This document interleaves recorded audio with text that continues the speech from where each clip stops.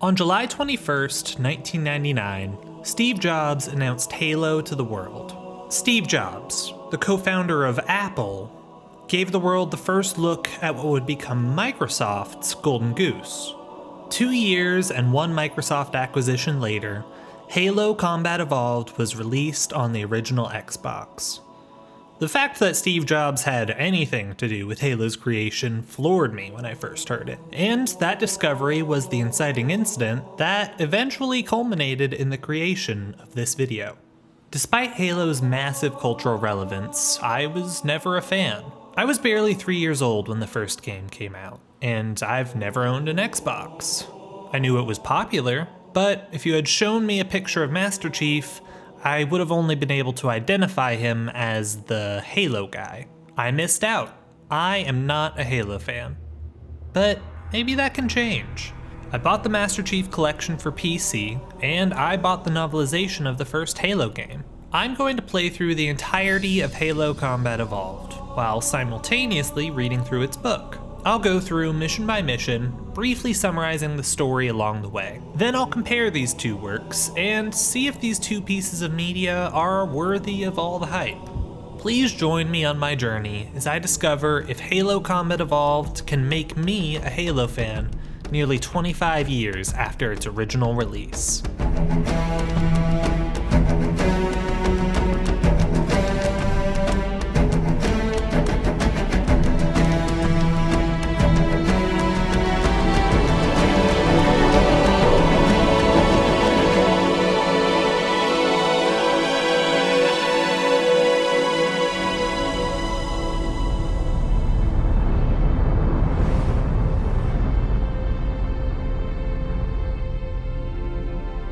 Halo Combat Evolved opens with humanity on the run. Cortana, all I need to know is did we lose them? I think we both know the answer to that. And while the first lines in-game are spoken by a stoic warship captain and an advanced AI, the first line of the book comes from a far more humble source. Tech Officer 3rd Class Sam Marcus swore as the intercom roused him from his fitful sleep.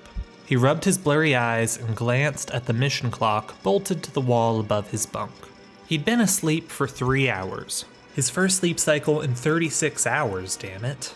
Worse, this was the first time since the ship had jumped that he'd been able to fall asleep at all. Sam has an incredibly small impact on the events that transpire over the course of Halo CE, but his down-to-earth little guy perspective is so valuable to the reader. An alien civilization known as the Covenant has been waging a bloody war against humanity, and the warship Pillar of Autumn just barely escaped a devastating battle.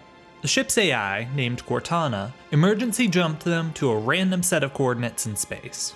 And yet, despite her insistence that the coordinates were random, the Covenant are already there, and they seem hell-bent on making sure humanity doesn't get to the massive ring-like structure that the human ship has stumbled upon. Captain Keyes knows that his ship won't be able to take on the overwhelming number of hostile ships, so he decides it's time to thaw out the ace he has up his sleeve. John 117, aka Master Chief, is our player character throughout most of the Halo games. He's a Spartan, a group of super soldiers kidnapped at age 6, experimented on, and given the best training and armor humanity has to offer. And as of the start of this game, Master Chief is the last of his kind. All of the other Spartans laid down their lives in the battle that the Pillar of Autumn just escaped. Bungie doesn't waste the player's time once Master Chief awakens.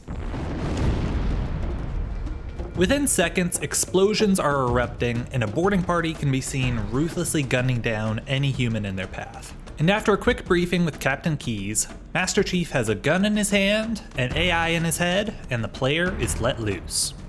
To be honest, I found the gameplay of the first level of Halo CE a bit lackluster. For a game with the subtitle Combat Evolved, it seems shockingly samey at first glance. I was wrong, of course, but in my defense, Bungie was holding their cards close to their chest. Halo Combat Evolved would earn its subtitle, I just hadn't experienced its best aspects yet. That being said, even in its first level, the cadence of Halo's combat is far smoother than other shooters that came before.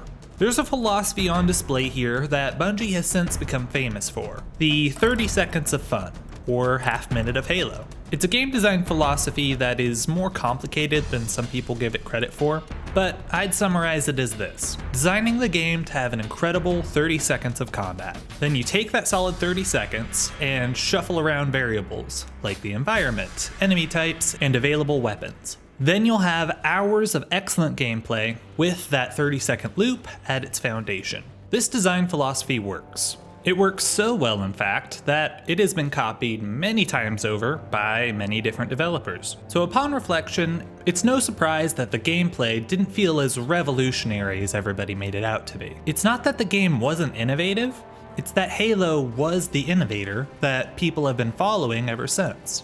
On top of that, I think Bungie was intentionally holding back in this first level. I believe that they purposefully worked within level design that the gaming public had already seen before. Claustrophobic, maze-like levels filled to bursting with freakish enemies is nothing new. Games like System Shock and Bungie's own Marathon had done this multiple times years before Halo had come out, but this sameness was nothing more than bait. Bait for the trap that would trigger in Halo's next level. Near the end of the first mission, Master Chief runs into the initial POV character from the book. It was Sam's job to thaw out Master Chief, but he never made it out of the cryo control room. He's among the first of many to die by the Covenant's hands on the Pillar of Autumn.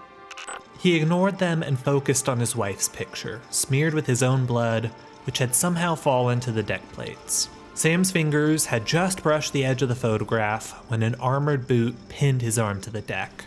Long, clawed fingers plucked the picture up from the floor. The elite aimed the plasma rifle at Sam's head and fired. This is the beauty of the novelization, and it's what made me grateful that I read it. We get to witness the events of this game through eyes that aren't Master Chief's, and to make a touching story out of what was merely set dressing in the game. In the world of Halo, humanity is outgunned. Humanity is losing. But you don't feel outgunned when you're playing as Master Chief, nor should you. However, people are dying in droves, and getting to know some of those people makes Master Chief's motivations so much more tangible to the reader and player. The Pillar of Autumn is doomed. So Captain Keyes orders an evacuation to the surface of the massive ring that the Covenant call Halo. In the book, we see the evacuation from many different perspectives. Orbital drop shock troopers, aka Hell Jumpers, launch themselves towards the surface of Halo in single-person drop pods. Foehammer, a pilot and recurring character throughout the story, rushes to the hangar to launch her ship before the Pillar of Autumn starts burning from atmospheric entry. But most personnel, including Master Chief, rush to lifeboats. Many of the Pillar of Autumn's crew don't escape the ship, and those who do are far from safe. Some of those who survived the Pillar of Autumn did not end up surviving the landing. Multiple Hell Jumpers burned to death when their pods failed to protect them. Some of the lifeboats got shot down by the Covenant, and other lifeboats crash land due to damage sustained. Master Chief's lifeboat was in that last category.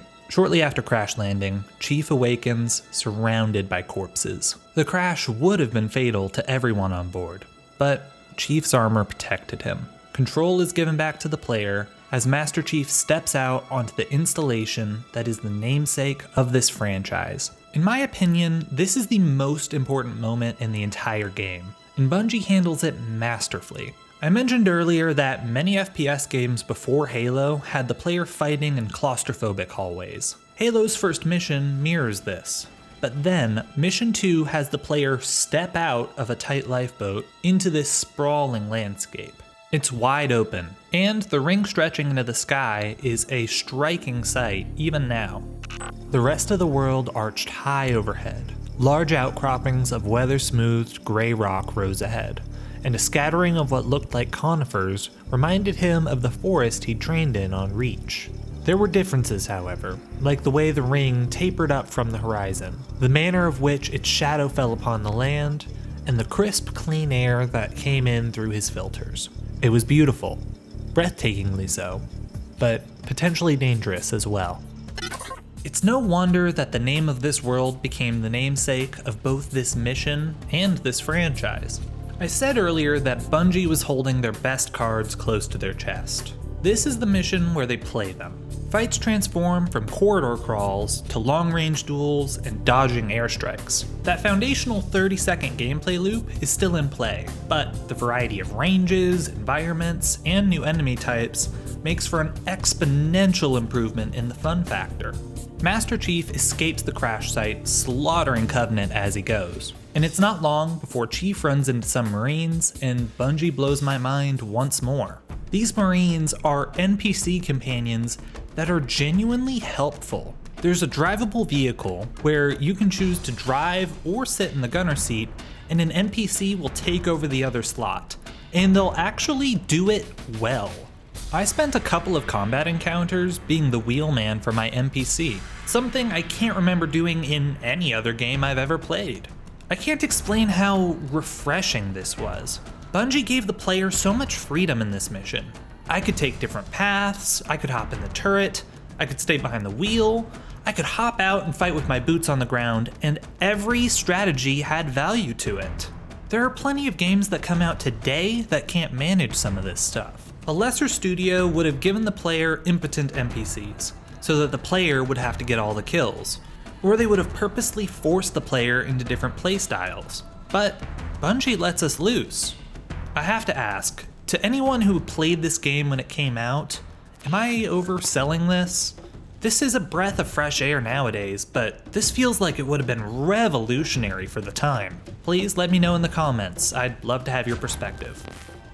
Ironically, while this section of the game is incredible, it's one of the more boring sections of the book. Don't get me wrong, it's not awful, but Master Chief's extended combat sections are much more interesting to play rather than read. But I did appreciate how true to the game that the book felt in this regard. For example, Master Chief relies on his pistol far more than his rifle. Grenades are used often, and sometimes he drives the Warthog into gaps that he probably shouldn't. I will say I'm kinda disappointed that he didn't accidentally flip the Warthog at least once. I guess that just means the Master Chief is canonically a better driver than most Halo players. One of my favorite parts of this level is when you drive inside this massive underground structure. The whiplash of the lush exterior to this brutalist, sterile interior is jarring, but it also serves to highlight a mystery. What is this complex's purpose? Furthermore, what is the Halo ring's purpose? The surface of the ring looks natural and beautiful, but clearly this ring was made by someone. Who and why?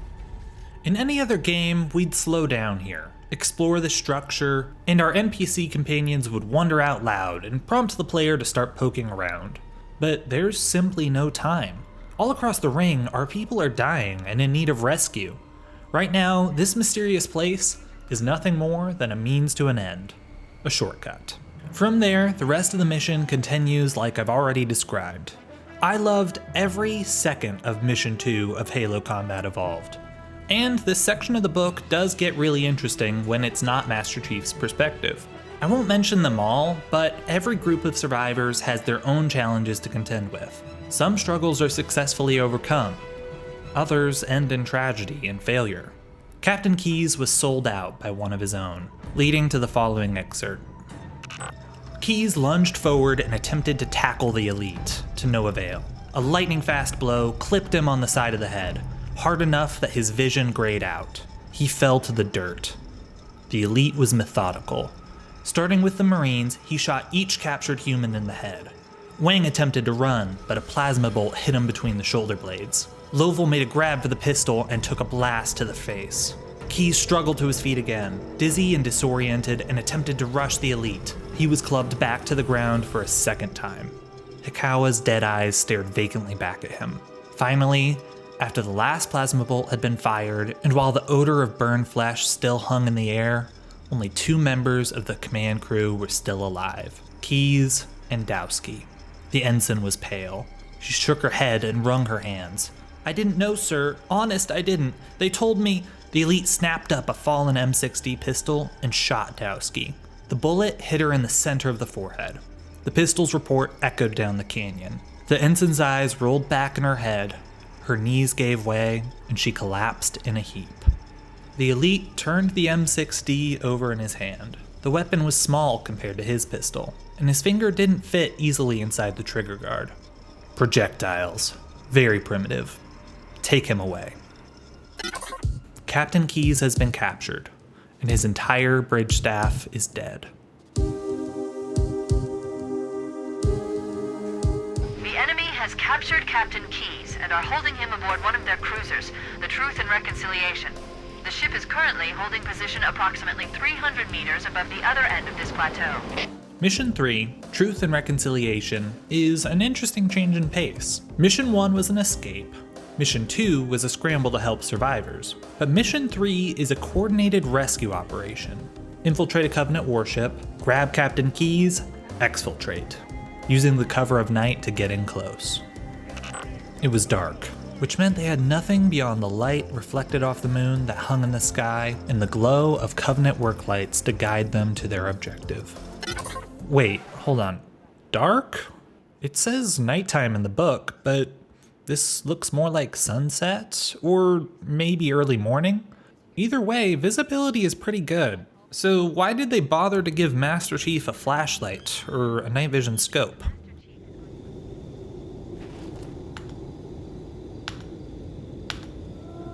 Oh. Before I move on to criticize the new lighting and graphics on this mission, I want to offer some praise to the remaster. Halo Combat Evolved Anniversary came out 10 years after the original game. That's the version of the game I played, and that's the version that all of the footage you've seen throughout this video comes from. Among many quality of life improvements, the remaster offers the ability to switch between the original graphics and these new remastered graphics at any time with a single button. Being able to quick swap between these two is a truly incredible feature, one that I'm sure was very difficult to implement. And it's something I wish other remasters would do as well. Your mileage here may vary, art is subjective, but 7 out of 10 times, I'd say I prefer the anniversary graphics to the original. Gun models look nicer, the skyboxes are prettier, and overall, the world has more texture. But the remaining 3 out of 10 times, the anniversary visuals actually ruin the intent of the original. This is a nighttime raid, where human forces use the cover of night in order to ambush their enemy at one of their strongest defensive positions. New mechanics, the flashlight and the night vision scope, are introduced to empower the player to tackle this new challenge. And the most important aspect of this mission, the vibe is awesome. Nighttime special operations are sick. But the anniversary graphics remove all of that. Why? Well, I looked into it, and I think it comes down to the fact that the anniversary remaster wasn't made by the original studio. And I think that some of the original creative vision got lost since the remaster wasn't made by Bungie. This new studio, 343 Industries, went through and added a nicer coat of paint to everything. But they didn't always consider why Bungie made those creative decisions in the first place. The new skybox and lighting on this mission are beautiful, but it is completely wrong for this mission. I'm gonna stop ranting about this for now, but I implore anyone who watches this video, if you play through this game, please play this section on the original graphics settings. You'll have a much better experience. Master Chief and the Marines sneak and fight through the canyons for some time. And when they reach their final destination, the battle only gets fiercer. The fight to take the grav lift is brutal, and just as the player is about to claim victory, a new enemy type enters the fray, a pair of walking tanks known as hunters. The Marines opened fire, grenades exploded, and the pair of hunters roared in defiance. One of them lifted his right arm and fired his weapon, a fuel rod gun. One of the soldiers screamed and fell, his flesh melting. The Marines' rocket fired into the air, slid into the grav lift beam, and detonated harmlessly. Chief slays these new foes and survives the battle, but the Marine force is completely devastated. Cortana calls for reinforcements because the fighting is only going to get worse from here. I feel as though this is a good opportunity to talk about my favorite aspect of the game, the book, and the Halo universe as a whole. That is, the men and women of the UNSC. Man, here's where we show those split-chin, squid-head sons of bitches that they could not have picked a worse enemy than the human race. We are going to blow the hell out of those dumb bugs until we don't have anything left to shoot them with. And then we are going to strangle them with their own living guts. These normal humans are waging a battle against a superior force that fully intends to make them extinct. The Covenant has superior tech in almost every category, and their weaponry is devastating. Here's just a couple of examples. This ship-mounted weapon that Master Chief just shrugs off, here's what it does to the average human. A sniper disappeared from the waist down, and still had enough air to scream as his forward motion slowed, and his torso landed in a pile of his own intestines. Okay, now the Needler, a common Covenant weapon that fires tracking projectiles in large bursts. Here's what it does to Master Chief's gunner in the previous mission. The LAAG ceased fire as Fitzgerald yelled in pain and fell back from the Warthog. The Marine's helmet cracked into the metal floor. A shard of glassy, translucent material, tapered to a wicked point, protruded from the Marine's bicep. The shard glowed a ghostly purple. God damn it, Fitzgerald grunted as he tried to regain his footing. 2 seconds later, the purple shard exploded and blood sprayed from the wound. Fitzgerald howled in agony. Most of the flesh of his arm was blasted away, and he completely lost use of the limb. That was a glancing limb shot from just one needle. This coming from a fully automatic weapon capable of homing onto someone who is hiding behind cover. Fitzgerald actually survives his injury, in part because Master Chief takes the time to apply first aid to him, but also because the average UNSC Marine is a Giga Chad. Think about it this way. Right before the beginning of this game, one of humanity's most important and well-defended planets was destroyed by the Covenant. Not captured, destroyed. Hundreds of millions of people were killed. And this is where humanity was at its strongest. I wouldn't blame the UNSC for feeling hopeless. And yet, there is a nearly universal, indomitable confidence and determination present in every UNSC fighter. They fight hard, they fight smart, and they fight every battle like victory is already assured. Despite not having Master Chief's armor, his enhancement, or his training, they stand shoulder to shoulder with him. They kill and they kill until they run out of ammo, and when they're out of ammo, they keep on killing, even if it means they have to drown the Covenant in human blood. They're competent, they're fun, and they're full of determination. Simply put, they're badasses.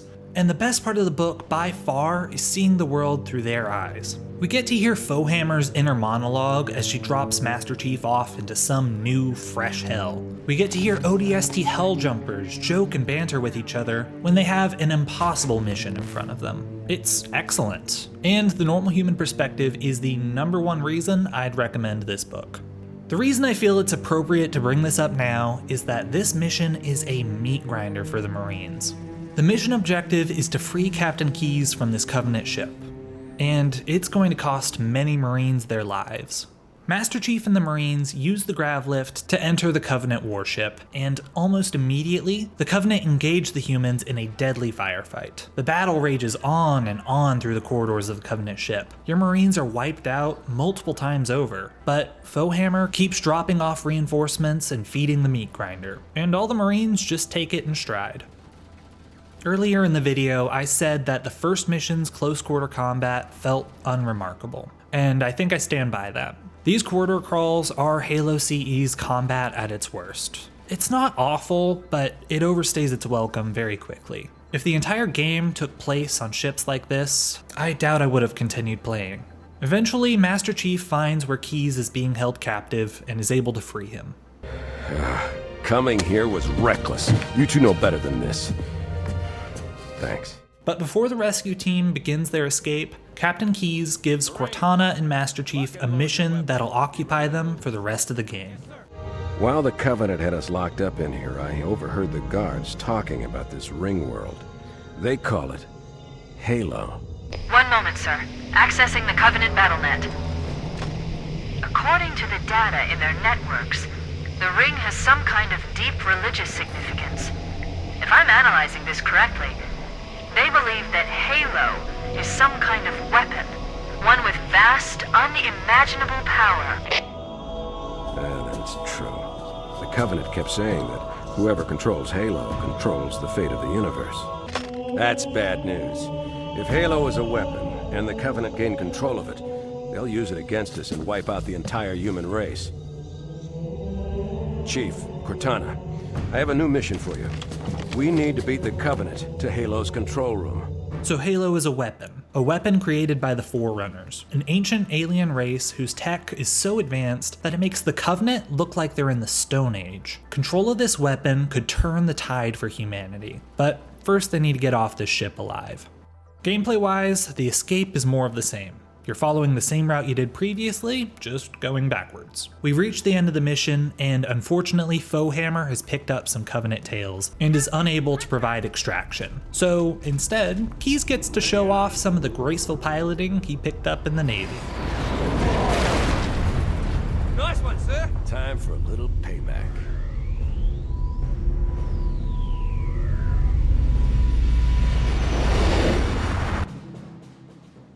This mission goes so hard. Master Chief and Cortana have begun their assignment from Captain Keyes. Find Halo's control room. I'll let Cortana take it from here. The Covenant believe that what they call the silent cartographer is somewhere under this island. The cartographer is a map room that will lead us to Halo's control center. Foehammer does what Foehammer does best, dropping Master Chief off in style. Contains the map room. We're approaching the LZ. It's gonna be hot. Get set to cut out switch. Touchdown! Hit it, Marines! The player is firing their gun within seconds, the musical score is at its best, and I was smiling the whole time. The battle dies down, and then the mission gets even better. Anytime there's a mission with a Warthog, it's a good time. Player freedom is enhanced anytime it's around. You can drive it, be the gunner for it, set it up in a defensive position and have the gunner cover you as you advance on foot, or you could just leave it behind if you're a psychopath or something.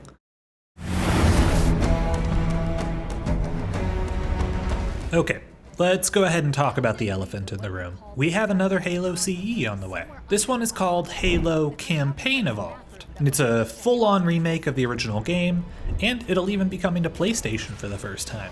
Overall, it looks gorgeous, but I am also a little bit worried. This remake is being made by the exact same studio as the Halo CE Anniversary was, but they have changed the name to Halo Studios instead of 343 Industries. I've already talked a little bit about the mistakes in the Anniversary Edition, and I'll be discussing its flaws a little bit more before the game is over. I'd say the easiest way to summarize all of Halo Anniversary's mistakes is changes that are destructive and not additive. For example, with the last mission, their graphical and lighting improvements were destructive to the ambiance of the level, whereas this dynamic effect on the sniper scope is additive. We're not losing anything with this implementation, we're just gaining something cool and new. Now, let's take a look at the gameplay of the remake. The graphics are gorgeous, that's additive. Foehammer is kicking butt, additive. Half of Foehammer's line is missing. We're approaching the LZ. It's gonna be hot. Get set to cut out swinging. Touchdown! Hit it, Marines! Destructive, and pointlessly so. It's not like missing one line of dialogue is a huge deal, but it also wasn't substituted for anything better, so why remove it at all? And the assault rifle. Notice anything different? It holds half as many rounds as it did in the original. This is, again, pointlessly destructive. The lower capacity removes weapon identity and makes the weapon less memorable. That being said, I know the assault rifle has a lower ammo capacity in later games, so maybe this is filling a plot hole or something like that, but it still feels like a destructive, meaningless change. There are other changes that I think are additive ones, but overall this gameplay preview made me equal parts excited and concerned. Please be careful with this one, Halo Studios. This game is important to a lot of people, and I'm starting to think one of those people might be me. I did see this one funny comment on the gameplay trailer. I'm sure he'd be happy to know that Master Chief driving the Warthog straight into that door is actually canon in the book. The Spartan aimed the vehicle for the front of the complex, spotted the hallway that extended back towards the face of the cliff, and drove straight inside. It was a tight fit, and the Warthog wallowed a bit as the big off-road tires rolled over a couple of dead grunts. But the strategy worked. Both Marines opened up on the Covenant troops, and the Chief ran one of them down. After Master Chief unwedges the Warthog from the building, he moves down through the Forerunner structure towards Halo's map room. But the Covenant lock the door on him before he gets a chance to get inside. So Chief turns on his heel, and Cortana looks for a way to unlock that door for him. Overall, this mission is very entertaining, but it is a bit light on story progression. However, there is one story moment from the book that I'd like to feature here. It takes place after Cortana has disabled that lock that was impeding Master Chief earlier. He and 2 Marines are driving back to the map room building when 2 hunters ambush them. Chief makes a judgment call, tries to drive in close and dodge the hunters' attacks. It was a bad call. The Warthog is disabled, and the Marines on board are too injured to take on the rapidly approaching hunters. Chief wins the fight, but the Marines do not. A pool of vibrant blood stained the surf around the fallen hunter. The Master Chief took a moment to reload the launcher, then slogged back up onto the beach. A distant howl of anguish issued from the other alien's throat. "Serves you right," he thought. "You only lost one brother. I lost all of mine." He felt a pang of sorrow for the 2 dead Marines. He should have anticipated the long-range attack, should have briefed the Leatherbacks about the possibility of hunters, should have reacted more quickly, all of which meant that it was his fault that the Marines were dead. "That wasn't your fault," Cortana said gently. "Now be careful. There's another hunter up on the platform." The words were like a bucket of cold water in the face. Mental combat. That's how his teacher, Chief Mendez, had referred to it, always stressing the importance of a cool head. It's easy to fall into the trap of believing Master Chief to be cold, confident, and aloof. He doesn't talk much in the game, and he is, first and foremost, a soldier. But something I like about the book is getting to see the human side of Master Chief. He's friendly with the Marines. He takes the time to render first aid to others when possible. He makes mistakes. He's hard on himself, and he even has moments of fear that he overcomes. Master Chief is far from being a bland, silent protagonist. With that security door unlocked, Master Chief is finally able to fight his way into the Silent Cartographer. There's a lot of verticality to the fighting in this section, and the score is amazing. This is a great example of how Halo's close quarters combat isn't always repetitive. In the end, the battle pays off. Cortana and Master Chief complete their objective. They now know the location of Halo's control center. Captain Keyes is out of radio contact, but his last orders to Chief and Cortana were clear. Take control of Halo's control center before the Covenant can. This is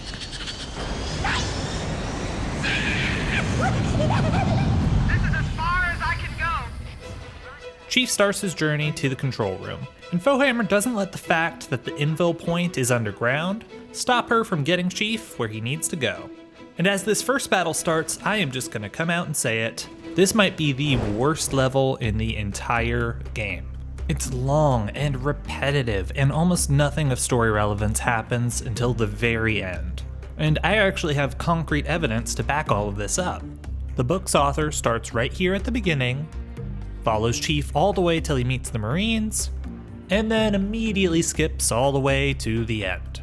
The official novelization can't even come up with anything to say about this level. What's extra frustrating about this level is that each section played in isolation is fine, but you just keep doing this same thing over and over and over. Cross a bridge, fight in a tower, take an elevator, fight outside, fight in a tower, fight in an elevator, fight on a bridge, fight in a tower, take an elevator, fight outside. And the structures and bridges and exteriors are virtually identical. This is copy and paste padding, plain and simple. There is a cool tank section buried under all of the Control-C, Control-V, but then you're just back to the same thing. It is criminal that the only time you can use a tank in this game is during one of its most boring levels. Alright, I got all that out of my system. So now I'm gonna do what the official novelization author did and skip to the part where something interesting happens. Finally, after battling his way through wintry valleys, twisting passageways, and maze-like rooms, the Master Chief opened still another hatch and peered outside. He saw snow, the base of a large construct, and a ghost which patrolled the area beyond. The entrance to the control center is located at the top of the pyramid, Cortana said. Let's get up there. The battle up the pyramid is a unique challenge. one I imagine I would have really enjoyed had it not been preceded by everything I just described. Vehicles guard the pyramid's base, and you have to zigzag up narrow paths in order to climb upwards. Shade turret emplacements are numerous, but their danger can be turned into an asset if you hop in the seat. Once he reaches the pyramid summit and finishes off the last of the Covenant guards, Master Chief's objective is finally complete. Cortana and Master Chief had successfully taken over Halo's control room, completing the mission that Keyes set for them all the way back on the Covenant warship. We're then greeted with the following cutscene. You all right? Never been better. You can't imagine the wealth of information. The knowledge, so much, so fast. It's glorious. So, what sort of weapon is it? What are you talking about? Let's stay focused. Halo, how do we use it against the Covenant? This ring isn't a cudgel, you barbarian. It's something else. Something much more important. The Covenant were right. This ring, it's Forerunner. Give me a second to access.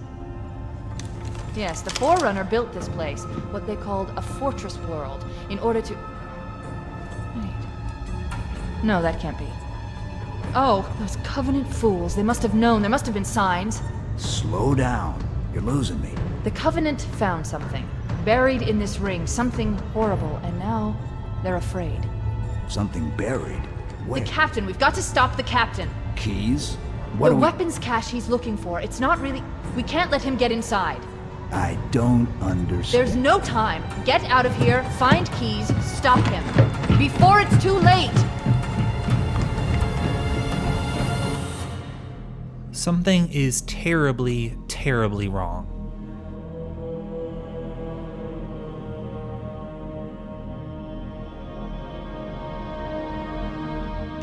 Echo 419's engines roared as the Pelican descended through the darkness and rain into the swamp. The Master Chief stepped off the ramp and immediately found himself in calf-deep, oily-looking water. Be sure to bring me a towel. The pilot laughed, fed more fuel to the engines, and the ship pushed itself up and out of the swamp. Now, as Foehammer dropped her passenger into the muck, she was glad to be an aviator. Ground pounders worked too damn hard. The shift in tone is shocking in this mission. This is the first time the player has been truly alone so far in this game. Even when the Marines weren't around, Cortana was always with you.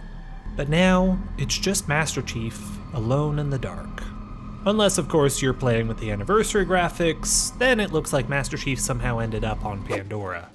We're gonna stick to the OG graphics for a while.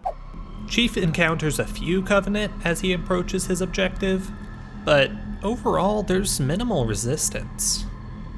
Master Chief crouched, waiting for the inevitable counterattack, which never came. Curious, given the lights, the crash site, the scattering of cargo modules, he would have expected to run into more opposition. A lot more. So where were they? Didn't make sense. Just one more mystery to add to his growing supply. Then suddenly there's a large wave of Covenant, and they're running? This fear is something the player has seen before, but they're usually running from Master Chief while he's mid-slaughter. This is different. Bungie is building tension with every detail, and it just gets better. After advancing into the Forerunner structure where Keyes was last seen, Master Chief is ambushed. Stay back! Stay back! You're not turning me into one of those things! I'll blow your brains out! Get away from me! The Master Chief raised a hand, palm out. Put the weapon down, Marine. We're on the same side. The pistol discharged. The Spartan felt the impact as the 12.7mm slug rocked him back onto his heels. And he decided that enough was enough. Before the Marine had time to react, Master Chief snatched the M60 pistol out of his hand. Aside from Master Chief disarming him, this interaction and all of the dialogue is mostly the same in both the book and the game. Don't touch me, you freaks! I won't be like you, I'll die first! Find your own hiding place, the monsters are everywhere! Play dead! That's what I did! Play dead! These alive ones. Oh god, I can still hear them! Monsters! Ah! Ah! Ah! When I played through this mission, I made sure that I didn't fight back or kill the Marine, even though he attacked me first. I thought I was being merciful, and I could not have been more wrong. One thing was clear from the Marines' ramblings. Assuming that Keyes and his troops were still alive, they were in a heap of trouble. That left the Chief with little choice. He had to put the greatest number of lives first. Master Chief leaves the Marine and continues further into the structure. Master Chief had long ago learned to trust his instincts, and they nagged at him now. Something felt wrong. It was quiet, with only a hollow booming sound to disturb the otherwise perfect silence. He was close to something. He could feel it. But what? Master Chief approaches a door, and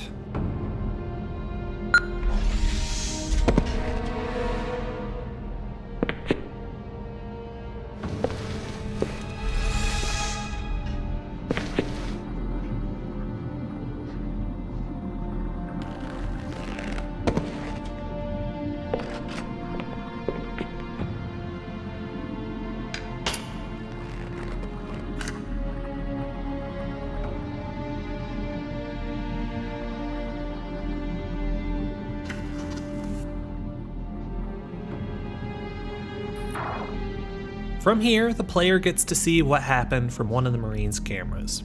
It is mostly the same as how it's described in the book, but I'm going to supplement the gameplay here with a couple of passages from the squad's perspective. Which is weird, right? I mean, look at it. Something scrambled the insides. What's that? Plasma scoring? Yeah, I don't know. Maybe there was an accident, you know, friendly fire or something? What do we have, Sergeant? Looks like a Covenant patrol. Badass elite units. All KIA. Real pretty. Friend of yours? Nah, we just met.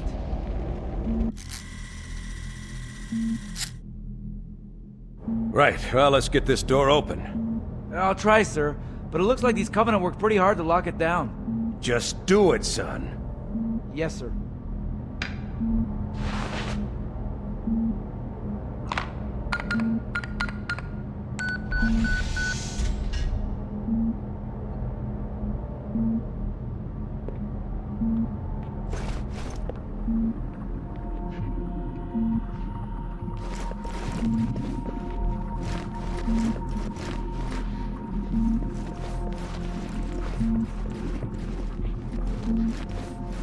Got a bad feeling about this. Boy, you always got a bad feeling about something. Sarge, can you hear me? What's going on, soldier? We've got contacts, lots of them, but they're not Covenant. They're just tearing through us. What the? Oh, no! Corporal! Do you copy? Over! Mendoza, get your ass back up to 2nd Squad's position and find out what the hell is going on. But... I don't have time for your lip, soldier! I gave you an order! Sarge! Listen! What is that? Where's that coming from, Mendoza? I don't... There! Mira!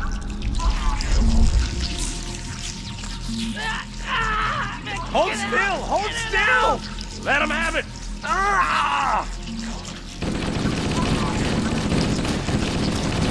Sergeant, we're surrounded. God damn it, Jenkins! Fire your weapon! There are too many, Don't Sarge! even think about it, Marine. Oh, this is local! Back here, Marine. Jenkins! The soldier screamed as a razor-sharp tentacle plunged through both his uniform and his skin, wriggling under the surface of his skin and tapped his spinal cord. There was an explosion of pain so intense that he blacked out, only to be brought back to consciousness by the chemicals the Thing had injected into his bloodstream. As he began to lose touch with the rest of his body, something foul entered it, pushing his consciousness down and back even as it claimed most of his cerebral cortex, polluting his brain with a hunger so base it would have made him vomit had he any possession of his body. This hunger was more than the desire for food, for sex, or for power. This hunger was a vacuum, an endless vortex that consumed every impulse, every thought, every measure of who and what he was. It's easy to assume that this new enemy, the Flood, is nothing more than a sci-fi zombie virus. That's certainly what I thought going into this game, but the book rid me of that simplistic view. He realized too late that something was sifting through his mind, like a grave robber looting a tomb. He had never felt so powerless, so afraid. His fear vanished in a flood of emotion as he felt the warmth of the first woman he'd ever kissed. He tried to scream as the memory was ripped from him and discarded. The flood doesn't kill you, nor does it simply puppet you around. It remakes you. It lets you keep the skills that it wants you to have, like the knowledge of how your weapons work, or the ability to repair and pilot starships. But it removes what it doesn't need. Memories of your family, useless emotions, the capacity for kindness. It methodically removes much of what makes you, you. But it leaves just enough of you behind to be able to mourn all you've lost. Becoming part of the Flood is one of the most horrific fates I've ever read about in all of science fiction. Even Master Chief fears the idea of becoming one of them. They're an incredible physical threat too. The humans the Flood consumes turn into combat forms. They possess terrifying strength. In the book, one solid hit from them is enough to almost break Master Chief's shields. And of course, they live up to their name. The Flood always appear in overwhelming numbers, and it's nearly impossible to hold your ground against them. Master Chief is always retreating backwards as he fights them, slowly thinning them out as he does everything in his power not to be cornered. Luckily, the player's arsenal does expand a bit in order to counter this new threat. This shotgun has to be one of the best feeling shotguns in all of gaming. My heart will always belong to the R870 from Black Ops 2, but man, Halo CE's shotgun is incredible.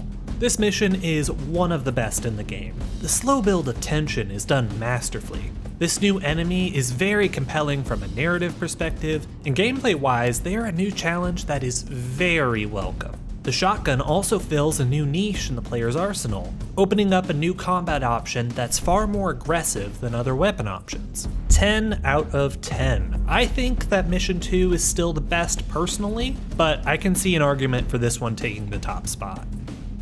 Master Chief struggles and wades through wave after wave of Flood. Eventually, he makes it back topside, where he finds himself surrounded by Marines. Report.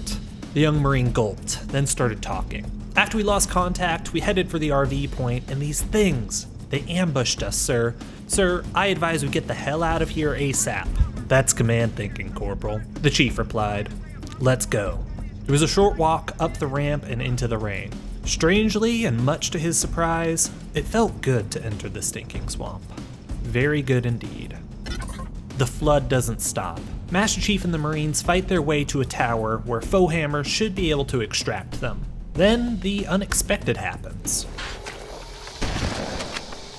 That's the best you will take you all on! Yeah!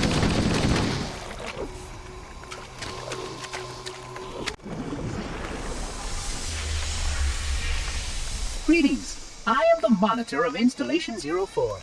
I am 343 Guilty Spark. Someone has released the Flood.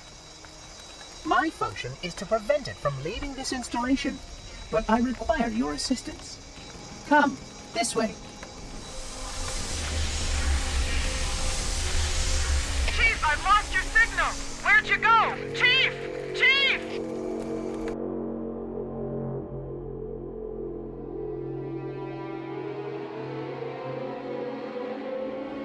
Mission 7 pulls the rug out from under the player in more ways than one. Story-wise, Master Chief has been teleported away and basically kidnapped by some unknown machine. And gameplay-wise, this mission takes a dive in quality. I'm gonna break my pattern a little bit and talk about all the gameplay first, then I'm gonna have the rest of this chapter revolve around the story. What you see here is what you get. You fight through wide corridors full of Flood. Sometimes you're following 343 Guilty Spark, sometimes you're just waiting for a door to open, sometimes you're getting lost, but ultimately it's just fighting the Flood in a corridor like this the entire time. I don't find the environment interesting enough to justify all the time that is spent here, and the lack of gameplay variety makes this whole section feel like a marathon with no end in sight. But maybe that's the point. While I don't think this mission's gameplay was the right creative choice, I think it does serve the story in an interesting way. Let's talk narrative now. The Master Chief felt himself rush back together like a puzzle with a million pieces. Wondered what had happened and where he was. He felt disoriented, nauseated, and angry. A quick look around was sufficient to ascertain that the machine named 343 Guilty Spark had somehow transported him from the swamp into the bowels of a dark, brooding structure. He saw the machine hovering high above, glowing a thin, ghostly blue. The Spartan raised his assault weapon and fired half a clip into it. The bullets were dead on, but had no effect other than to elicit a bemused response. That was unnecessary, Reclaimer. I suggest you conserve your ammunition for the effort ahead. Master Chief's gauntlet begins. He needs to help 343 Guilty Spark activate the Halo ring so that the Flood can't escape. I really appreciate how Bungie is keeping us on our toes story-wise. A new third faction, the Flood, had just arrived on the scene, and before we'd even gotten a chance to talk to Cortana or Keyes about this new threat, yet another faction shows up, 343 Guilty Spark and his Sentinels. And just as he starts to drop some lore on us, Master Chief is thrown into a never-ending combat gauntlet. There's no time for explanations, no time for questions. I titled this chapter of the video Questions, because this mission answers a few massive questions that have been hanging over the player's head. But it also leaves us with even more questions. I'm about to start theorizing about the lore of Halo's universe. I'm probably going to sound pretty silly to those of you who have played all the Halo games. Please just keep in mind that I'm a first-time player, and my only sources of information right now are Halo Combat Evolved, and its novelization, Halo the Flood. Alright, let's start simple. What's with this floating ball? I am 343 Guilty Spark, the machine said, pedantically. I am the Monitor, or more precisely, a self-repairing artificial intelligence charged with maintaining and operating this facility. But you're the Reclaimer, so you know that already. The Master Chief didn't know anything of the kind, but it seemed wise to play along, so he did. Well, yes. Refresh my memory. How long has it been since you were left in charge? Exactly 101,217 local years, the Monitor replied cheerfully, many of those which were quite boring. But not anymore. Alright, so he's the AI in charge of the Halo installation. He was created by the people who made the Halo ring, which we already know are the Forerunners. Now, Reclaimer. Guilty Spark calls Master Chief Reclaimer repeatedly. My first thought here was that Master Chief was some kind of chosen one. I personally think that would be kind of lame, but luckily the book proved that theory wrong. As Master Chief proceeded deeper into the library, he found a corpse, a human one. He stooped to examine the body. It wasn't pretty. The Marine's body was so mangled that even the Flood couldn't make use of him. He lay at the center of a large bloodstain, wreathed in spent brass. Ah, 343 Guilty Spark said, peering down over the Spartan's shoulder. The other Reclaimer. His combat skin proved even less suitable than yours. Alright, the other Reclaimer. So I guess Reclaimer is just a title that Guilty Spark gives anyone who is helping him activate the ring. But that excerpt just touched on another interesting lore tidbit from this mission. These sentinels will supplement your combat system, but I suggest you upgrade to at least a Class 12 combat skill. Your current model only scans as a Class 2, which is ill-suited for this kind of work. Guilty Spark recognizes Master Chief's armor. He says it's a Class 2 combat skin. So does that mean Chief's armor was made by the Forerunners? Or maybe it's just based on Forerunner tech? That does explain why it's so advanced, even by Covenant standards. This also gives us another hint at just how advanced the Forerunners were. Master Chief's Mjolnir armor is the most powerful armor we've seen so far in the Halo universe, and the Forerunners had at least 10 iterations of armor that were more powerful than it. This tangent about Master Chief's armor leads me into what I find to be the most compelling mystery in this whole story. This mystery might not have come across as much in the game, but it is alluded to multiple times throughout the book. This passage from the book takes place back in Mission 2, when Master Chief activates this light bridge. The display's shimmering geometric patterns nagged at him, as if he should recognize them somehow. Even with his enhanced memory, he couldn't place where he'd seen them before. They just seemed familiar. Here's another example of this phenomenon. This excerpt is from Silent Cartographer, where Master Chief activates Halo's map room. There, Cortana said. That holo panel should activate the map. Any idea how to activate it? "No," she replied, her tone arch. "You're the one with the magic touch." The Master Chief took a couple steps forward and reached a hand towards the display. He seemed to know instinctively how to activate the panel. It almost seemed hardwired, like his fight-or-flight response. So Master Chief has some sort of connection to Forerunner technology. My first theory for this was the same as my knee-jerk reaction to Chief's Reclaimer title. Master Chief is the Chosen One, or some Forerunner reincarnation or something like that. I'm not a fan of this theory. I don't think anything from the book or game outright disprove it, but I think it's the most boring explanation for what's going on in Master Chief's head. My second theory was that Cortana is Forerunner technology, or that she's a Forerunner somehow herself, and that she's influencing his mind and making him think more like a Forerunner.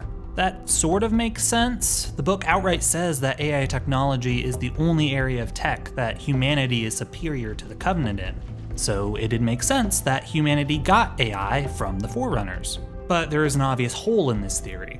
In both of these examples of Master Chief instinctively understanding Forerunner tech, Cortana is clueless about how he's doing it.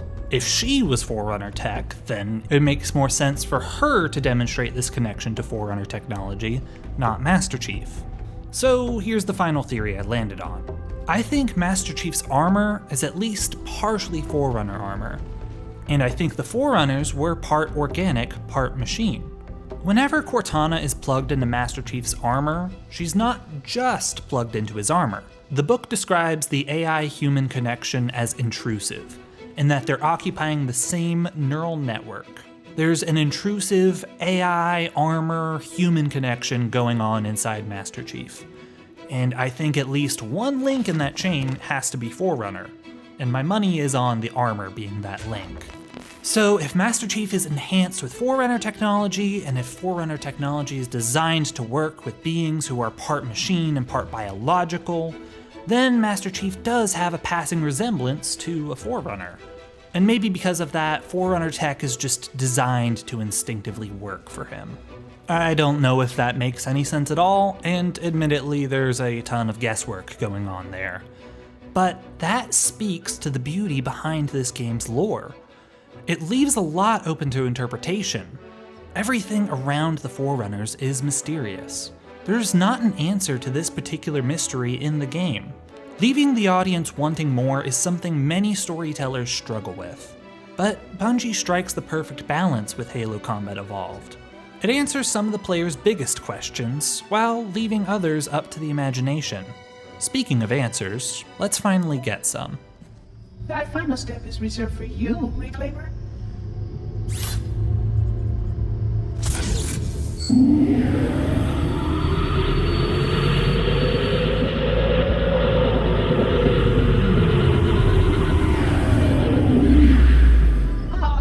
That wasn't supposed to happen. Oh, really? Cortana. I've spent the last 12 hours cooped up in here watching you toady about, helping that thing get set to slit our throats. Hold on now. He's a friend. Oh, I didn't realize. He's your pal, is he? Your chum? Do you have any idea what that bastard almost made you do? Yes. Activate Halo's defenses and destroy the Flood, which is why we brought the Index to the control center. You mean this? A construct in the core? That is absolutely unacceptable. Sod off! What impertinence! I shall purge you at once! You sure that's a good idea? How dare you? Oh! Do what? I have the Index. You can just float and sputter. Enough! The Flood is spreading. If we activate Halo's defenses, we can wipe them out. You have no idea how this ring works, do you? Why the Forerunners built it? Halo doesn't kill Flood. It kills their food. Humans, Covenant, whatever. We're all equally edible. The only way to stop the Flood is to starve them to death. And that's exactly what Halo is designed to do. Wipe the galaxy clean of all sentient life. You don't believe me? Ask him.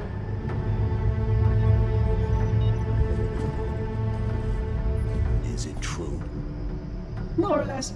Technically, this installation's pulse has a maximum effective radius of 25,000 light years.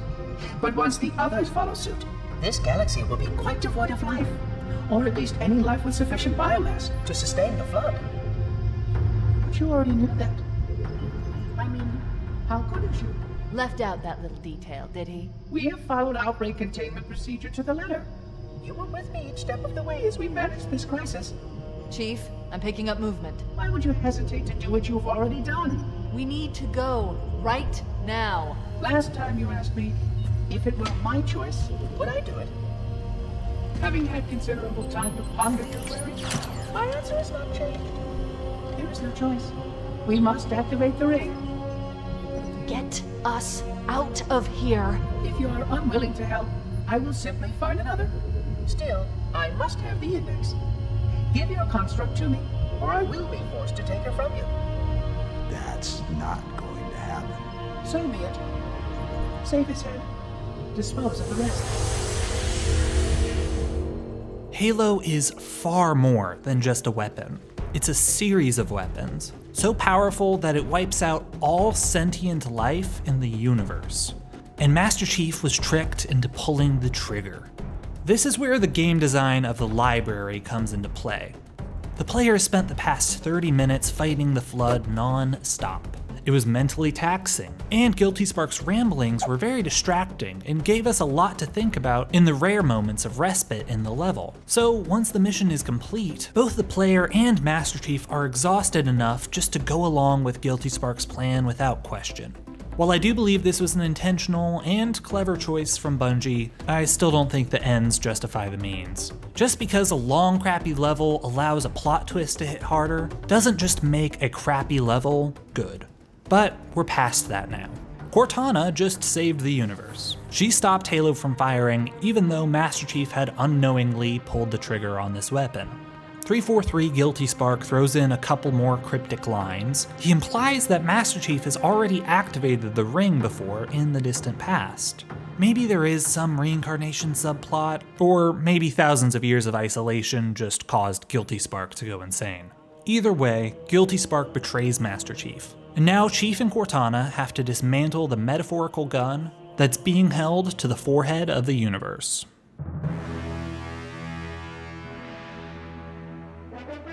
With Guilty Spark's betrayal, the Sentinels are now the third enemy faction that the player has to contend with. Mechanically, they are very simple, with only one attack and one enemy type, but they are flying units, which fills a unique niche, and fights with them are sporadic enough that they never really get too repetitive. Mission 8, 2 Betrayals, has everything. Close quarters combat, long range sniping, tank battles, and flight. The gameplay of this mission is the pinnacle of Halo, and it might be the best mission in the entire game. Except that we've already been here. This mission is just Assault on the Control Room in reverse. Somehow, Mission 5 was so astronomically bad that it manages to drag this one down with it. And Mission 8's quality just validates all of the complaints I had about Mission 5. Everything about Mission 5 felt repetitive, and some of that definitely bleeds into Mission 8, simply because it is the exact same map. However, this time around, Bungie demonstrates an astonishing amount of gameplay variety. The player visits those same 3 towers that they did the first time, but instead of taking an elevator and a bridge every time, sometimes we fly there. And instead of fighting Covenant in close quarters within the towers every time, there are now 2 additional enemy factions to fight. Everything Assault on the Control Room did wrong, 2 Betrayals does right. And I'll just be honest, I've got a personal preference for snow maps and arcadey flight games, so this mission is just checking all the right boxes for me. It's unfortunate that the fact that I'd already played through this area once did sour this mission for me. On the story side of things, this mission does slow down quite a bit, but I think that's a good thing. Coming from 2 plot twist heavy missions, the relatively straightforward plot of this mission is a welcome reprieve. Master Chief and Cortana must keep the ring from firing and wiping out all life in the universe. To do this, they attack 3 of the Halo's primary firing mechanisms. These are the 3 towers that we had already visited before. Cortana has Chief overload these 3 sites using his own shield generator. Along the way, he fights Covenant, Flood, and Sentinels alike. Some of the game's most challenging battles take place in this mission. Narratively, this slowdown is a welcome change of pace. Gameplay-wise, this is Halo at its best. It's just a shame that Mission 4 kneecapped this one so badly. Once Master Chief has overloaded the last of the 3 firing mechanisms, Cortana explains the next stage of the plan. An explosion of sufficient size, Cortana explained, will help destabilize the ring and cut through a number of primary systems. We need to trigger a detonation on a large scale, however. A starship's fusion reactors going critical would do the job. I'm gonna find where the Pillar of Autumn went down. If the ship's fusion reactors are still relatively intact, we can use them to destroy Halo. But in order to do that, they'll need Captain Keyes. His neural implants will be required in order to purposely detonate the Pillar of Autumn's reactors.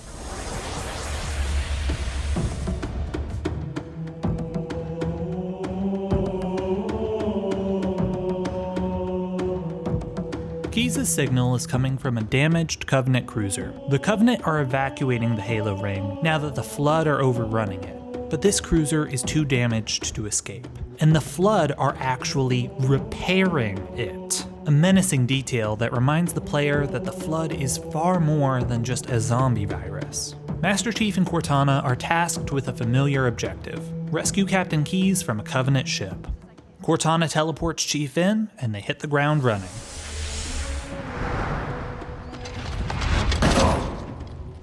Oh, I see. The coordinate data needs to be...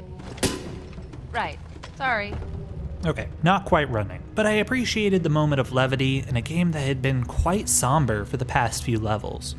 This mission has some of the most creative level design in the game. Sure, fighting through the corridors of a Covenant ship is nothing new, but with all the damage to the ship, combined with the sound of the Covenant fighting the Flood in the distance, it's exactly the spice that this environment needed to feel fresh.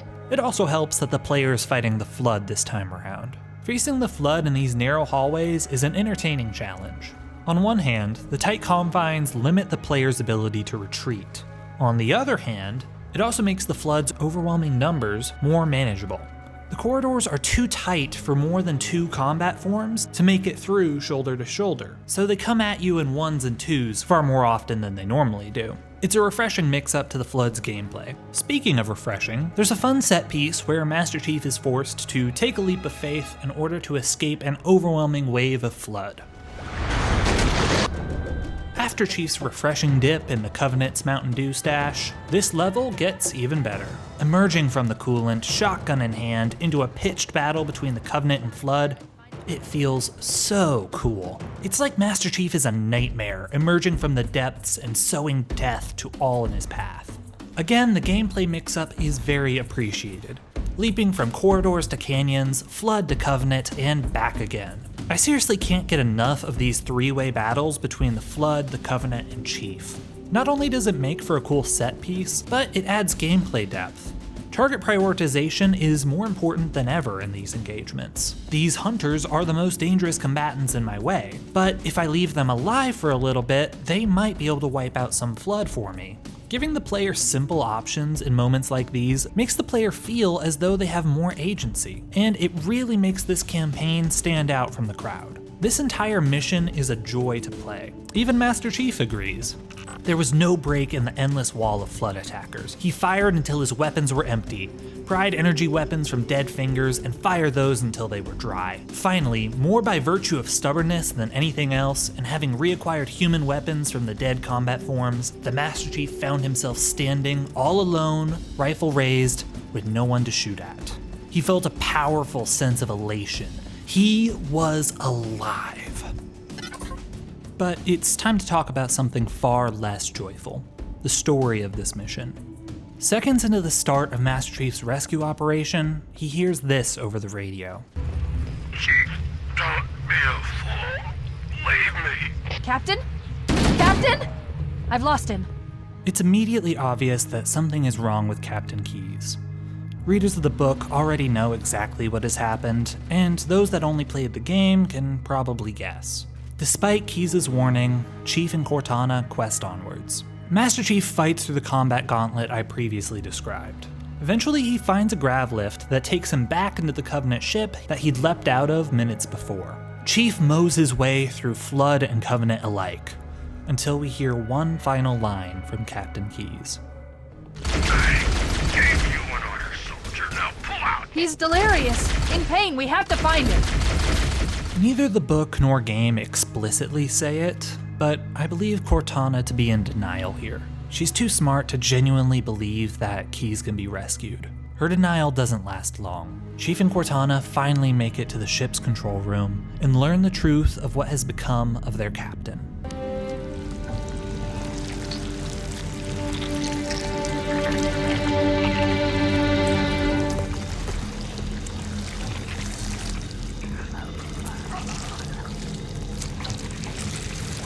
No human life signs detected. The captain, he's one of them. Keyes' fate is even more tragic in the book. Earlier in this video, I read a few passages that were a first-hand account of someone becoming part of the Flood. I modified those. That was not the perspective of just any soldier like I implied. That was Captain Keyes. Keyes suffered through the Flood tearing him apart and remaking him. And through him, we get a first-hand account of what that process is like.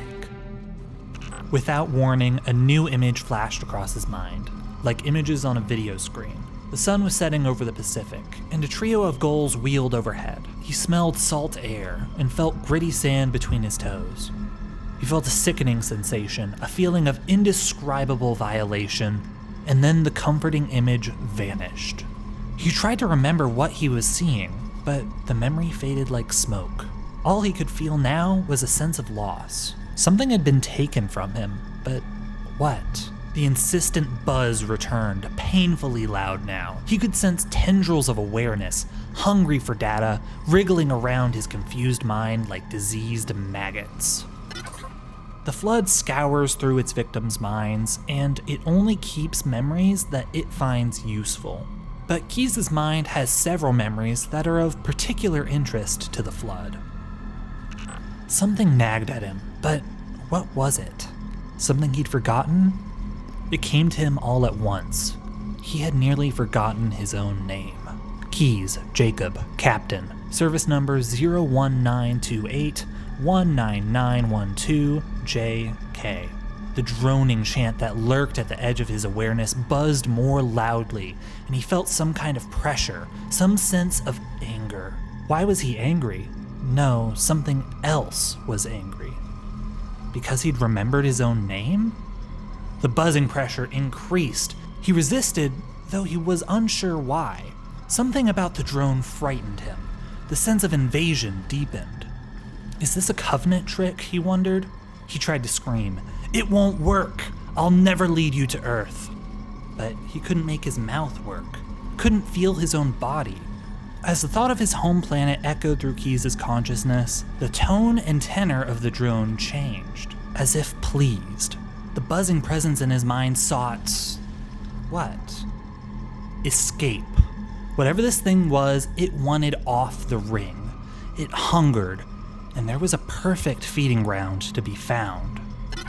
For context here, very few members of humanity actually know how to get back to Earth. This is a defensive precaution that they've taken to avoid leading the Covenant back to humanity's homeworld. But Keyes, being the captain of a human warship, knows exactly how to get home. Keyes knows how to fly large starships. He has neural implants that control the Pillar of Autumn. And once the Flood have the Autumn repaired, Keyes knows exactly how to take the Flood to the perfect feeding ground. Earth.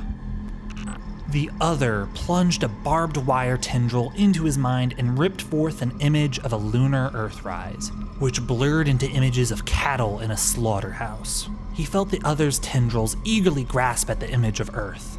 "Where?" it thundered. "Tell." The pressure increased and battered through Keyes' resistance, and in desperation he summoned up a new memory. The alien presence seemed startled at the image of Keyes and a childhood friend kicking a soccer ball over a vibrant green field. The pressure eased as the hungry Other examined the memory. Keyes felt a stab of regret. He knew what he had to do now. Keyes was taken by the Flood before Master Chief had even found Halo's control room for the first time. And ever since then, Keyes has been resisting the Flood in the only way he can. Keyes fed the Flood pieces of himself, his memories, Keyes was struggling to dredge up new pieces of his past to delay the numbing advance of the alien presence in his mind. It was harder to maintain a grasp on who he was, as the various pieces of his life, the things that made him who he was, were stripped away, one at a time. Keyes held out for hours and hours. By the time Cortana and Chief had started their rescue mission, Keyes' consciousness was only a sliver of what it once was. "Pull out! I gave you an order, soldier!" The thought echoed in what was left of Keyes' ravaged mind. The invading presence descended. It could tell that this one was nearly expended. No more energy left to fight. It pushed in on the memories that the creature had so jealously guarded, and recoiled at the sudden resistance, a defiance of terrible strength. Keyes clutched at the last of his vital memories. Inside his mind, where there was no one but he and the creature that attempted to absorb him, screamed, "No!" Death, held in abeyance for so long, refused to rush in. Slowly, like the final drops of water from a recently closed faucet, his life force was absorbed. The flood finally found the memories it wanted. Chief and Cortana were only a few minutes too late. Keyes' valiant fight was for nothing. We can't let the flood get off this ring. You know what he'd expect. What he'd want us to do.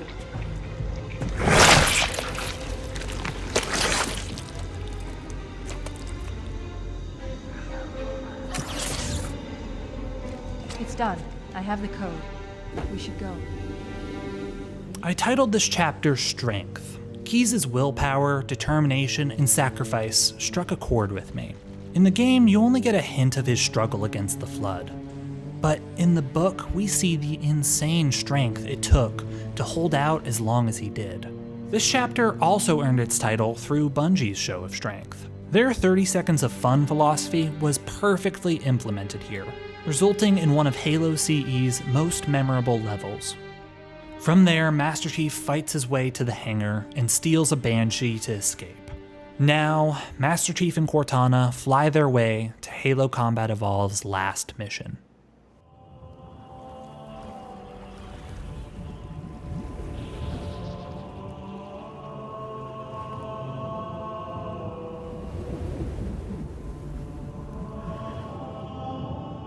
The Banshee screamed through a narrow valley and out over an arid wasteland. The vehicle's shadow raced ahead as if eager to reach the Pillar of Autumn first. The Master Chief felt the slipstream fold in beneath the aircraft's nose and tug at his armor. It felt good to be out of the twisting corridors and cramped compartments, if only for a short while.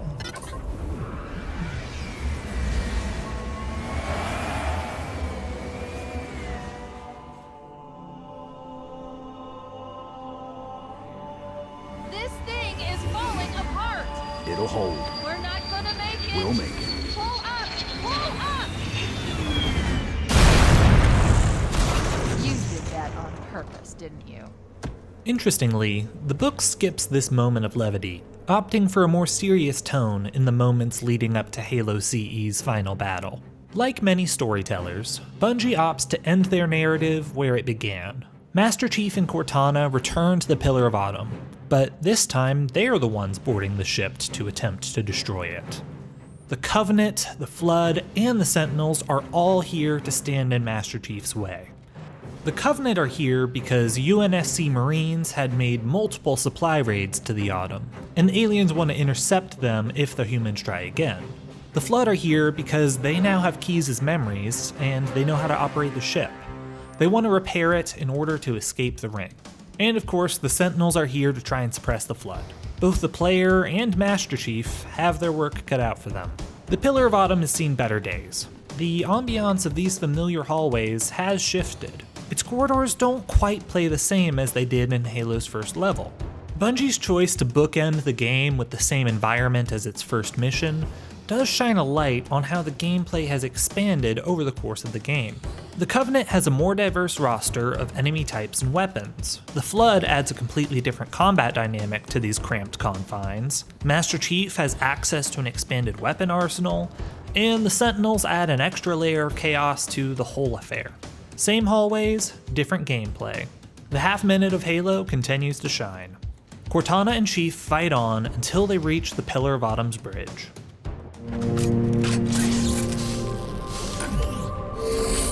I leave home for a few days and look what happens. This won't take long. There. That should give us enough time to make it to a lifeboat and put some distance between ourselves and Halo before the detonation. I'm afraid that's out of the question, really. Oh, hell. Ridiculous! That you would imbue a warship's AI with such a wealth of knowledge? Weren't you worried it might be captured? Or destroyed? He's in my data arrays, a local tap. He stopped the self-destruct sequence. Why do you continue to fight us, Reclaimer? You cannot win! Give us the construct, and I will endeavor to make your death relatively painless and... At least I still have control over the comm channels. Where is he? I'm detecting taps throughout the ship. Sentinels, most likely. As for the monitor, he's in engineering. He must be trying to take the core offline. Even if I could get the countdown restarted, I don't know what to do. How much firepower would you need to crack one of the engine's shields? Not much. A well-placed grenade, perhaps, but why?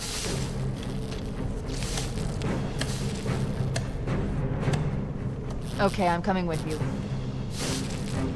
Chief, Sentinels!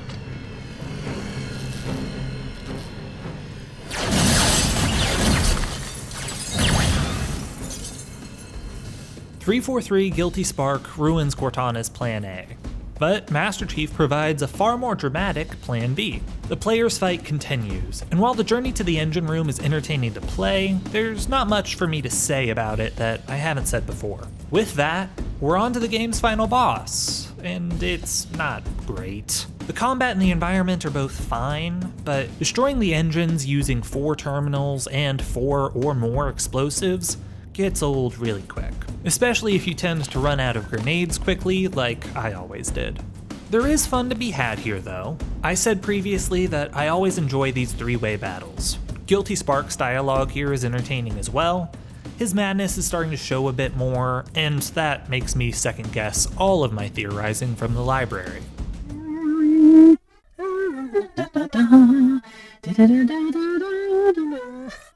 I am a genius. Finally, with 4 engine reactors damaged, the Pillar of Autumn's fuse is lit, and it's gonna take Halo with it. All that's left for Chief and Cortana to do is escape. This entire escape sequence is brilliant. Master Chief rushes through an exploding ship, slaying all in his path. In the book, this escape is the closest Chief comes to death in the entire story. A flood infection form gets a tentacle through a chink in his armor, and Cortana just barely saves him by rerouting power and electrocuting the monster at the last second. And almost immediately after that, he has to dive for cover when an elite with a grudge ambushes him with a shade turret. The buildup of tension is excellent, the action is exciting, and just when I thought it couldn't get any better... Cortana to Echo 419. Come in, Echo 419. Roger, Cortana. I'm Regent 555. Foehammer is back, baby, and even better, we've got a Warthog section. From here, the player's escape is more of a victory lap than a challenge. The timer is pretty generous, and the enemies you encounter here are more set dressing than threat, but I ain't complaining. This section is so exciting. There's explosions, there's jumps, there's plenty of roadkill, and the music is just the cherry on top. I enjoyed every second of this section, all the way up until Master Chief makes it to the exfil point. Wait, stop! This is where Foehammer is coming to pick us up. Hold position here. Cortana to Echo 419. 2 Covenant Banshees are approaching on your 6. Evade. Say again, evade. I'm hit. Mayday! Mayday! Airport buses are shot to hell. I can't hold her. I can't hold her. Echo 419! She's gone. Foehammer has been a consistent companion throughout the game and the book. She saved many lives on the Pillar of Autumn. She got Chief where he needed to go throughout the story, and she got him out of danger when he needed it most. Her perspective in the book was some of its best content, and the bit of comic relief she offered breathed some life into a sometimes grim story. She was so close to making it through to the end, but the Halo ring claimed another life right at the last moment. Suddenly, this fun and exciting escape feels like it has weight again. Cortana finds an alternate escape route. There's a docked ship on the other end of the Autumn. It is a dangerous and desperate sprint to the finish, and the tension is turned up to 11. The fighter was straight ahead, ramped down, waiting for him to come aboard. Plasma bolts stuttered past his head. Explosions hurled debris in every direction. And then he was there, boots pounding on the metal as he entered the ship. The ramp came up just as a mob of Flood arrived. The longsword shook in sympathy as another explosion rocked the Pillar of Autumn, and the Spartan staggered as he made his way forward. Precious seconds were consumed as he dropped into the pilot's seat, brought the engines online, and took the controls. Here we go.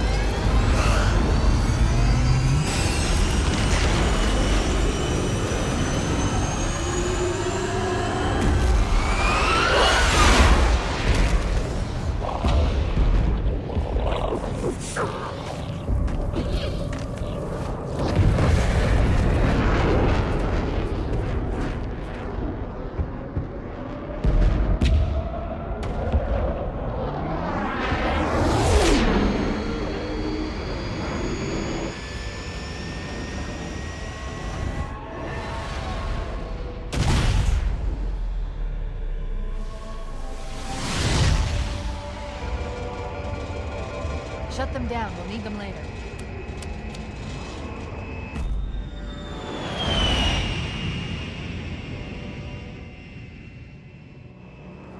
Fancy a look?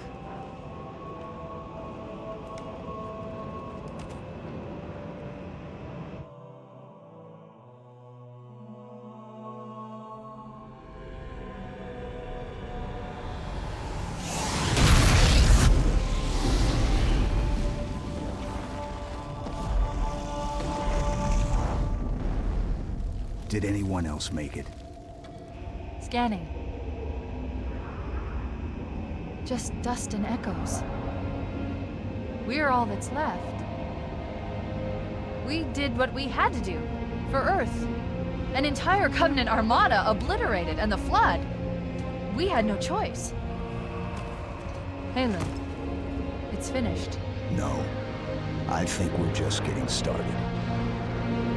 That final line is pretty cheesy, but let's be honest, it's not really a line that Chief says to Cortana. He's talking to the player.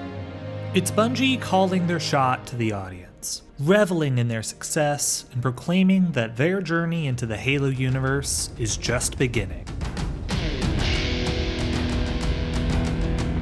And having played through the whole game, I think they earned that little self-congratulatory line.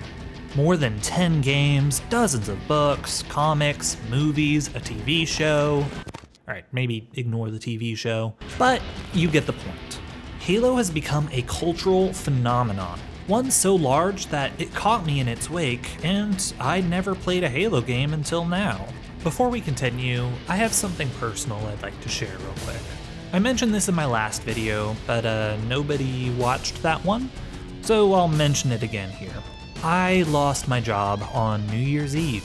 And while I'm not in a super desperate financial situation, it would be a huge relief if this channel became another source of income for me. I'm not asking for donations or anything, but if you could hit like on this video, share it with your friends, and subscribe to my channel, it would mean the world to me. There's also a new YouTube feature where you can hype a video in the first 7 days. It's specifically designed to help small channels like mine grow.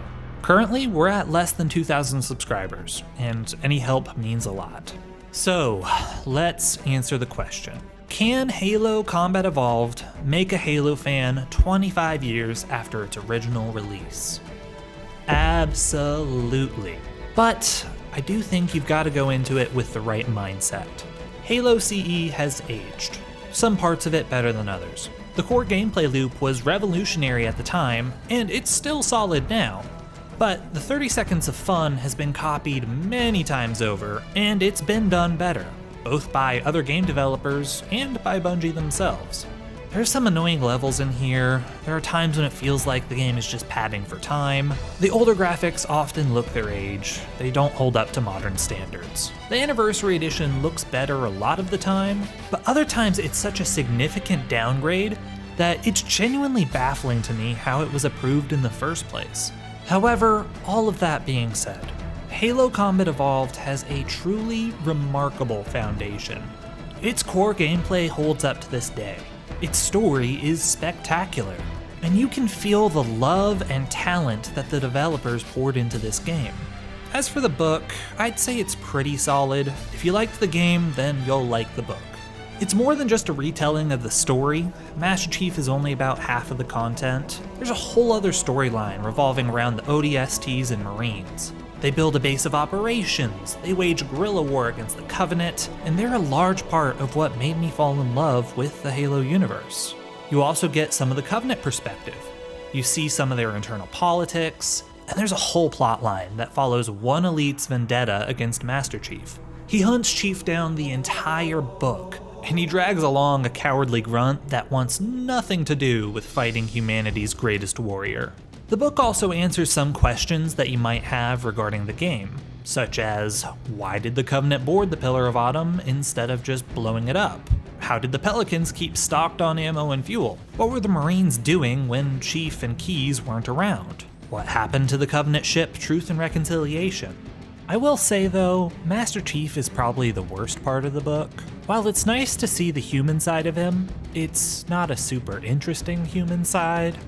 He's written very one-dimensionally, and all of his combat sections tend to get repetitive. Also, and this is just a pet peeve, the author always says clip when he means magazine. This assault rifle is magazine-fed, sir. But overall, I enjoyed the book, and I think Halo fans will too. Halo Combat Evolved is worth playing even after 25 years. It's a great way to onboard yourself into the Halo universe, and it's just a really interesting game to play if you're at all interested in the history of the first-person shooter genre. Although I have been told that Halo Reach is a better first Halo game for modern players. It's a lot newer, and it's a prequel to the first game. It's supposed to be a good way to get you into the universe without having to deal with some of the older game's quirks. I will definitely be playing through the rest of the Halo games, and if this video gets any traction in the algorithm, I'd love to share my journey with y'all and make more videos about it. Thank you all so much for watching. Hopefully, I'll see you again soon.